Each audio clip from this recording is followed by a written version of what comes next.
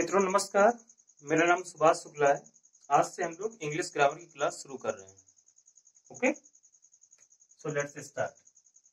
जैसा कि आपको पता है कि ग्रामर को हम चार भागों में बांट के पढ़ते हैं। सबसे पहले लेटर, फिर वर्ड, देन फ्रेज और लास्ट में sentence. Just I'm going to divide the grammar portion in a four columns. First is a letter, second is a word, third is a phrase, and fourth is a sentence. एक step से हम लोग सही से सीखेंगे आज से। So let's start, शुरू करते हैं और बिल्कुल बेसिक यूनिट से सीखते हैं। जो इंग्लिश भाषा की जो बेसिक यूनिट है, जो अंग्रेजी भाषा की लेटर, वहां से शुरू करते हैं और एक बिंदुवार तरीके से अच्छे से पूरा एक एक करके सीखते हैं। मैं आने वाले दिनों में आपको पहले से बता दूं कि कम से कम 2000 टॉपिक्स आपको पढ़ाने वाला हूं। एक बात, दूसरी बात, मैं बिल्कुल स्टेप से पढ़ाऊंगा। स्टेप से क्या मतलब कि एक जिससे भाग 1 आएगा, फिर भाग 2, भाग 3, भाग 4, भाग 5, एक स्टेप से। ये नहीं कि मैंने आपको बेसिक से शुरू किया है फिर मैं बीच में नरेशन लगा दूंगा, ऐसा कुछ नहीं। एक स्टेप से अगर आप शुरू से सीखना चाहते हैं, अगर आप अपने आप को कमजोर महसूस करते हैं इंग्लिश भाषा में, आपको ऐसा लगता है कि मैं कहीं ना कहीं थोड़ा वीक हूं, तो आप हमसे जुड़ सकते हैं और आप हमारे चैनल को सब्सक्राइब कर लें। अगर आपका मन कहे तो आप उसको लाइक करें, अन्यथा अगर आपको लगता है कि इस वीडियो में कुछ खामियां हैं, कोई कमियां हैं, तो आप उसको डिसलाइक करके और कमेंट बॉक्स में ये बता भी सकते हैं कि अगर ऐसा किया जाए तो और अच्छा हो सकता है। मतलब आप अपने सुझाव भी दे सकते हैं। आपके सुझाव का हमें आई थिंक इंतजार रहेगा।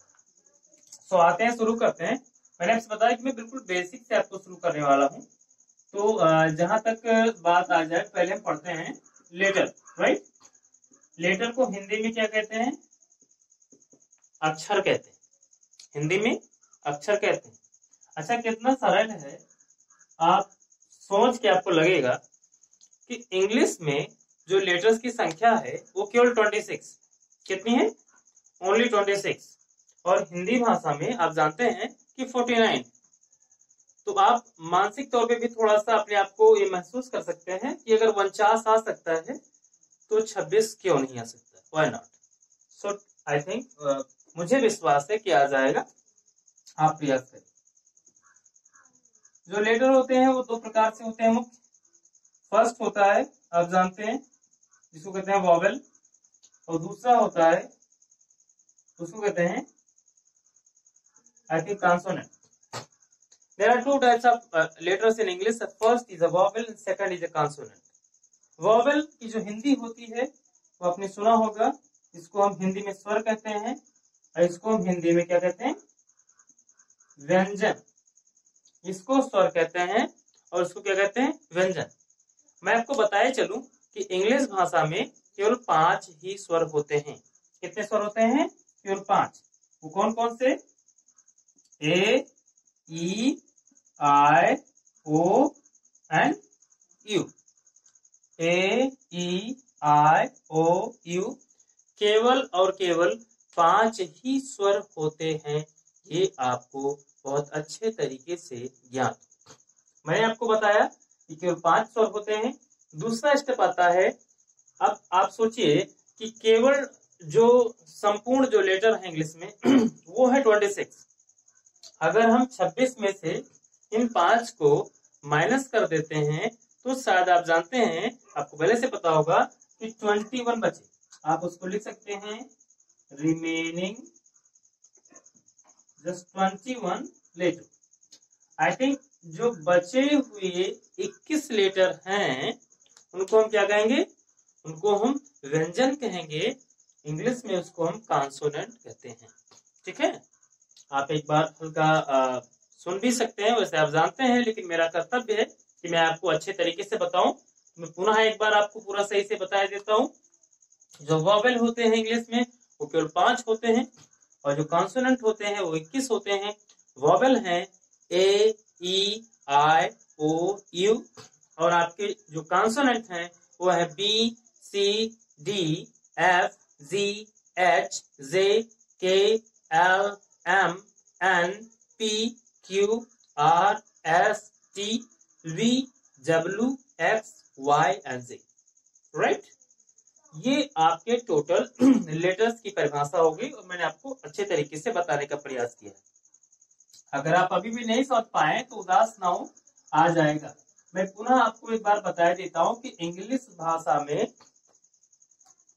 जो उसकी जो बेसिक यूनिट है लेटर, हिंदी में अक्षर कहते हैं, वो केवल 26 होते हैं। ये दो प्रकार के होते हैं, एक होता है स्वर, एक होता है आई थिंक व्यंजन। इंग्लिश में कहते हैं वॉवेल और कहते हैं कॉन्सोनेंट। जो वॉवेल है वो 5 है और जो कॉन्सोनेंट है वो 21 है। लेकिन जब आप आगे बढ़ेंगे तो आप पाएंगे कि जो वॉवेल है वो दो प्रकार के होते हैं। जब आप हल्का और आगे जाएंगे तो आप ये महसूस करेंगे कि जो वॉवेल्स हैं वो कितने प्रकार के होते हैं, दो प्रकार के होते हैं वॉवेल्स।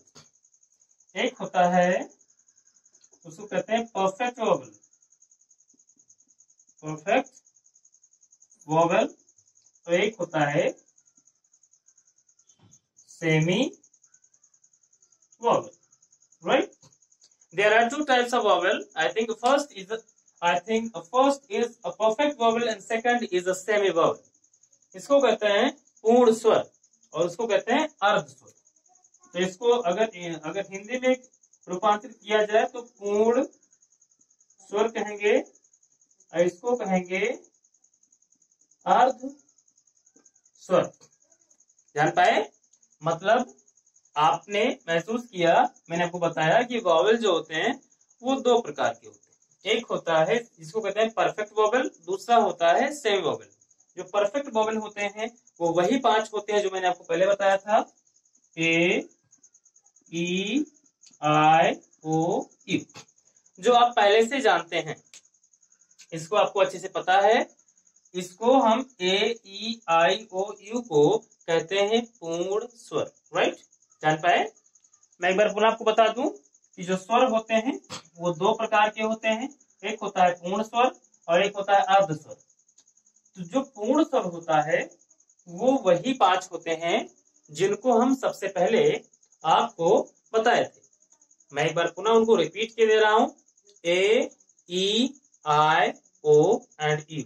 राइट, अब आते हैं और सेमी वॉवेल को अच्छे तरीके से देखते हैं। सेमी वॉवेल, राइट, हिंदी क्या होती है? अर्ध स्वर। ठीक है, हिंदी होती है अर्ध स्वर। अर्ध स्वर का तात्पर्य मतलब आधे स्वर, मतलब वो आधे स्वर होते हैं और आधे क्या होते हैं? व्यंजन होते हैं। बहुत अच्छा, बहुत अच्छा आप लोग कर रहे हैं, आपके समझ में आ रहा है, इससे मुझे बड़ी खुशी मिल रही है। मैं चाहूंगा कि आने वाले समय में सबको अच्छे तरीके से इंग्लिश आ जाए। राइट, तो आते हैं और इसको स्पष्ट करते हैं। आखिर वो कौन से लेटर हैं जिनको हम अर्धस्वर कहते हैं? बहुत सरल है, एक होता है W और एक होता है Y। There is only two letters, only two letters, केवल दो ही लेटर हैं जिनको हम क्या कहते हैं? अर्धस्वर कहते हैं, W और Y को। मतलब ये आधे स्वर हैं और आधे व्यंजन हैं। अब ये मन में सवाल उठता होगा कि ये आधे स्वर कब होते हैं और ये आधे व्यंजन कब होते हैं। ये आपको पता हो कि आखिर कहां पर वाक्य में या शब्द में इनको हम प्रयोग करें या किस प्रकार से अगर ये प्रयोग हो तो इनको हम कब कहेंगे कि ये आधे स्वर हैं मतलब अर्ध स्वर, और कब कहेंगे कि ये आधे व्यंजन हैं मतलब आई थिंक सेमी, आप कह सकते हैं कॉन्सोनेंट। इसको याद करना बहुत ही आसान है। आप जानते हैं इसके बीच में एक लेटर होता है एक्स, W, X, Y। तो ये आप जान जाए कि एक्स के पहले और एक्स के बाद में जो लेटर होते हैं उनको हम सेमी वॉवेल कहते हैं। आते हैं यूसेज पे ध्यान देते हैं। तो दो महत्वपूर्ण बातें हैं जिनको आपको थोड़ा ध्यान देना होगा कि अगर इन लेटर्स को आप शब्द की शुरुआत में लिखते हैं, शब्द की शुरुआत में अगर W और Y का प्रयोग किया जाता है तो उसको हम कहते हैं कॉन्सोनेंट, राइट। और अगर यही लेटर्स, अगर यही W और Y शब्द के बीचों बीच में आ जाएं या अंत में आ जाएं तो इनको हम सेमी वोवेल कहते हैं। नहीं जान पाए ना, कोई बात नहीं, मैं फिर से आपको बता दे रहा हूं कि मैं आपको कुछ एग्जांपल लिख के भी बता दे रहा हूं। जैसे आपने सुना होगा वाव, वाव में जो पहला लेटर है देखिए शब्द का W है और ये W क्या है, ये कॉन्सोनेंट, राइट। और दूसरा भी उसी में है W, लेकिन वो कहां पे है, वाव आई थिंक शब्द के अंत में। तो शब्द के अंत में है तो ये क्या हो जाएगा, ये हो जाएगा सेमी वोवेल, और ये क्या हो जाएगा, ये हो जाएगा कॉन्सोनेंट, राइट। जान पाए क्या नहीं, अभी भी नहीं जान पाए हैं तो मैं एक और वर्ड आपको लिख के बता रहा हूं। जैसे आपने सुना होगा सारू, सोरो भी कहते हैं। तो जो सारो है, सारो में आप महसूस करेंगे या देख पाते होंगे कि जो W है वो शब्द का अंतिम लेटर है, राइट। जो W है वो शब्द का या वर्ड का अंतिम लेटर है। तो जो अंतिम लेटर है तो क्या होगा, आपको मैंने पहले स्पष्ट कर दिया है कि अगर किसी भी शब्द में, एक बार पुनः अच्छे से जान जाए कि अगर किसी भी शब्द में W और Y शुरुआत में आ जाते हैं, मतलब वो शब्द की शुरुआत करते हैं, मतलब कि वो पहले लेटर हैं अगर शब्द की, तो उनको हम कॉन्सोनेंट कहेंगे। और अगर इससे बड़ा सवाल आता है, अगर आप एसएससी सीजीएल या बैंक पीओ अगर आप ट्राई कर रहे हैं तो ये कई बार पूछा जा चुका है एसएससी सीजीएल में खासकर। और दूसरी बात, अन्य एग्जाम में भी पूछा जाता है। इसके बाद खासकर सेमी वोवेल के बारे में आता है अन्य एग्जाम में, इससे एयरफोर्स में भी आता है। और उसके बाद में अब रेलवे टेट या सीटेट या जो भी अन्य एग्जाम होते हैं जिसमें इंग्लिश आती है, वन डे एग्जाम खासकर, तो ये बहुत जरूरी है कि आपको अच्छे से पता हो और आपको बहुत अच्छे से ये मैं प्रयास करूंगा कि मैं समझा सकूं। है मैं अभी आप जानते हैं कि आई थिंक यूट्यूब पे ये शायद मेरी पहली क्लास है, तो कहीं ना कहीं हो सकती हैं कमियां। अगर आपको लगता है कि कोई कमी है तो आप जरूर एक मित्र की तरह, एक अच्छे छात्र की तरह आप मुझे अपना सुझाव दे सकते हैं, भेज सकते हैं, और मैं आपके सुझाव का सम्मान करूंगा और जरूर अगले वीडियो में मैं आपकी बात को फॉलो करूंगा। सो must be that, try again. तो मैंने बताया साल, ऐसे कई और बहुत सारे वर्ड हैं मैंने आपसे बताया। जैसे आपने सुना होगा एक वर्ड है याहू, याहू। अब याहू, याहू मीन्स होता है जंगली। याहू आप देखते हैं इसमें जो पहला लेटर है ये क्या है, वाई। तो वाई क्या है, ध्यान गया, वाई आपका कॉन्सोनेंट। ओके, तो शायद आप समझ पाए।